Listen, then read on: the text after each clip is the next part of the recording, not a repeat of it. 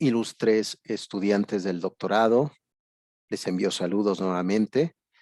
Bienvenidos al tema 1, donde vamos a abordar algunos conceptos de vital importancia para ir comprendiendo el génesis, la hermenéutica o la exégesis, la interpretación de algunos conceptos.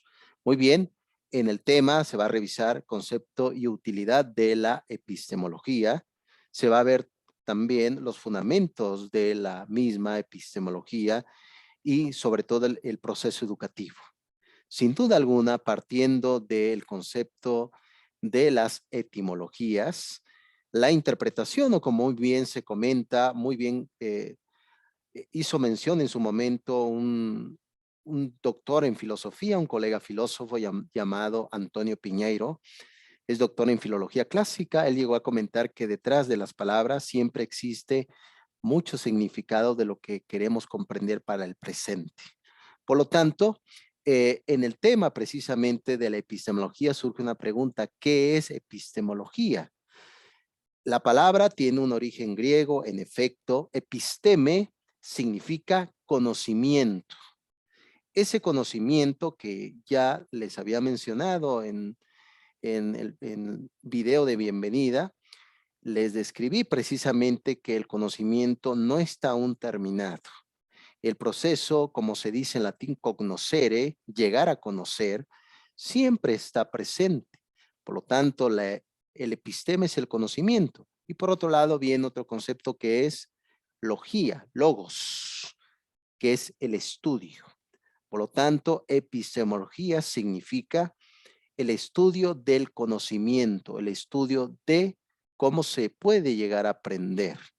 Precisamente cuando vemos un aula de clases, vemos planeaciones, vemos precisamente sin fin de acciones curriculares, tiene un objetivo que es precisamente, como muy bien comentó el profesor Jesús Palacios en su libro La cuestión escolar, críticas y alternativas. Comentó que la educación corrige los defectos. Precisamente eso, cuando vemos el concepto de la epistemología, nos damos cuenta, bueno, la escuela tiene un propósito y no es un propósito político, no es un propósito de quedar bien con ciertos sectores de sindicato, etcétera. No, tiene el propósito de formar y corregir esos defectos de la persona y proporcionar virtudes. Muy bien, llegó a comentar en su momento este filósofo inglés del siglo XVII llamado Thomas Hobbes. Él llegó a hablar del contrato social, que muy bien lo va a comentar Juan Jacobo Rousseau a partir del siglo XVIII. Ese contrato social, esa parte de las virtudes, esa parte del arete, se va generando precisamente para que el individuo, a través del concepto de la escuela, curiosamente haciendo alusión a la etimología griega de escuela, proviene de el griego que significa ocio, skole, pero el ocio enfocado en el aprendizaje y en el conocimiento. Y actualmente ustedes lo verán que está precisamente uno de los grandes dilemas del aprendizaje. ¿Tendrá utilidad aprender o no?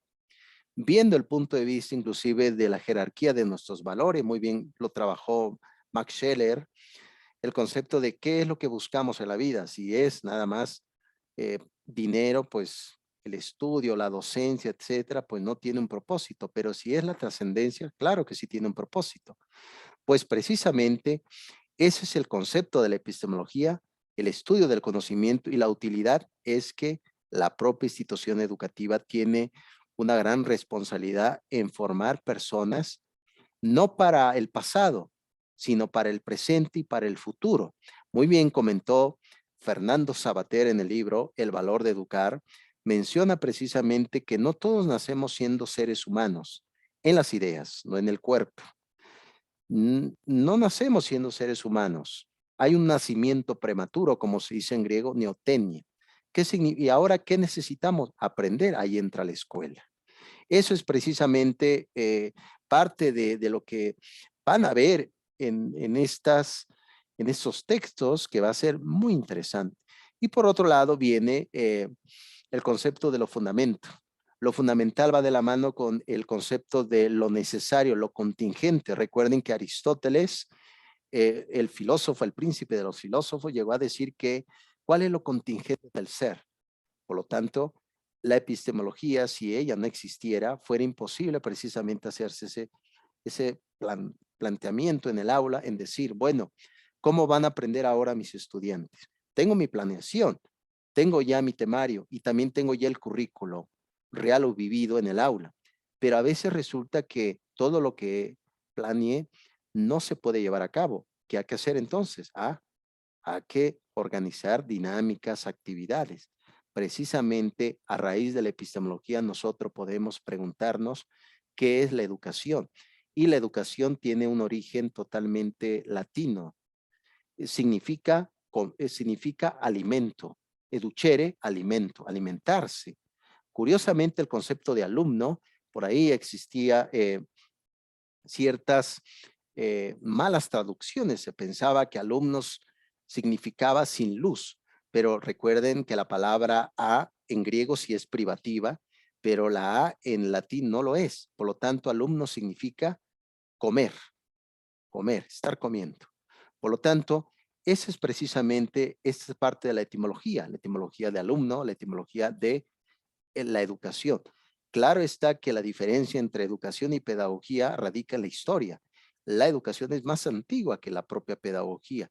Desde que estas tribus de neandertales, Homo sapiens, empezaron a forjar ciertos roles de cacería, pasaban esa herencia, eso es la educación.